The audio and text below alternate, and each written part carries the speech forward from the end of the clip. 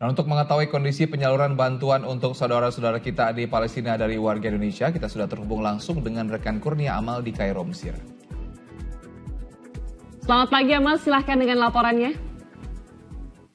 Selamat pagi Sila dan juga Aslan, betul sekali update informasi yang dapat kami sampaikan langsung dari Kairo, Mesir, bahwasannya untuk perbatasan Rafah di jalur Gaza ini sudah dibuka secara bertahap, di mana warga Palestina yang hendak melintasi jalur Rafah ini bisa melintasi secara terbatas, karena memang mengingat adanya kesepakatan di mana warga yang memiliki urgensi maupun alasan kesehatan ini dapat melintas secara terbatas, tentunya ini diawasi dari otoritas sekitar. Kemudian kalau kita lihat, memang bantuan ini terus mengalir dari seluruh dunia, salah satunya dari Indonesia, di mana warga Indonesia ini mengirimkan bantuan kepada saudara-saudara kita yang berada di Gaza, Palestina, di mana kalau kita lihat bantuan tersebut ini sudah dikirimkan sejak tadi pukul 6 waktu setempat, di mana kalau kita lihat bantuan yang dikirimkan ini akan melalui jalur Karem Shalom. Jadi kalau kita lihat memang untuk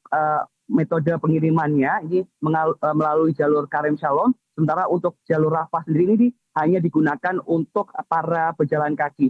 Dan tadi kalau kita lihat sejumlah bantuan yang telah dikirimkan, ini berupa selimut sebanyak sekitar 2.200 selimut yang didistribusikan untuk warga Palestina yang berada di jalur Gaza maupun warga Palestina yang saat ini memang sedang mengungsi di Kairo, Mesir. Kemudian kalau kita lihat selain itu juga ada sekitar 3.200 gandum yang dikirimkan, di mana seperti yang kita tahu bahwasannya untuk warga Palestina sendiri, gandum ini merupakan salah satu kebutuhan pangan yang sangat dibutuhkan.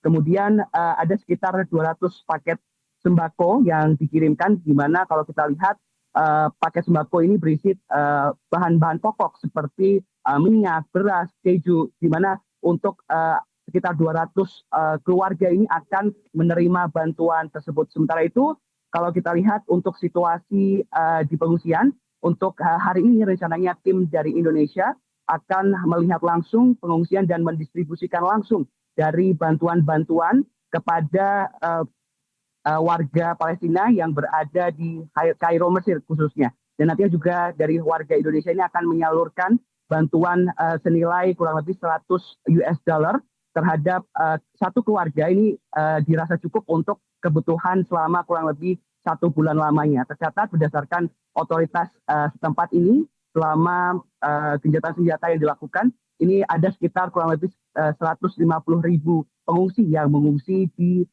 Kairo, Mesir, yang disebar di beberapa titik. Kalau bisa saya gambarkan di mana titik saya ini berada di kota Kairo, Mesir, untuk jarak tempuhnya untuk ke Rafah sendiri ini sekitar kurang lebih 4 hingga 7 jam. Ini tergantung dari rute dan juga pengecekan di posko-posko. Kemudian juga kalau kita lihat memang untuk mencapai ke sana ini jaraknya kurang lebih sekitar 400 hingga 700 km jika berada di kota Kairo, Mesir. Kemudian seperti yang baik, untuk sementara demikian, kembali ke Anda di studio. Baik, Amal melaporkan dari Kairo, Mesir. Terima kasih, jaga kesehatan, selamat kembali bertugas.